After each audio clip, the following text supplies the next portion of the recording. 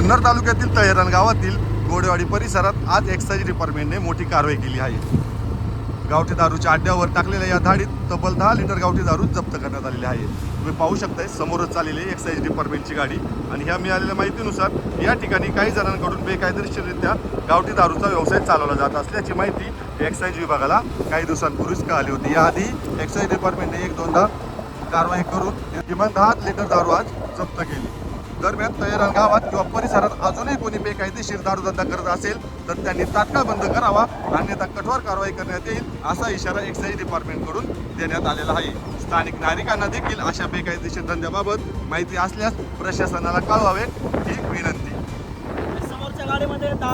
समोरच्या गाडीमध्ये 10 लिटरचं एक 10 लिटरची दारू जप्त केलेली आहे, एक कॅन आहे.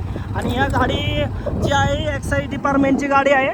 एक्साईज डिपार्टमेंट त्यांच्या समवेतच ही दारूची कॅन आहे ते घेऊन चाललेलं आहे. त्यांनी असं देखील सांगितलेलं आहे की वारंवार या तळेरान या ठिकाणाहून आमच्याकडे तक्रारी आलेल्या होत्या. 1-2 वेळा कारवाई देखील झाली होती, परंतु जे आहेत दारू विक्रेते यांनी बंद केलेली नव्हती. त्यामुळे एक्साईज डिपार्टमेंटनी ही कारवाई केलेली आहे. शिवजन्मभूमी टाइम्स, तळेरान, जुन्नर.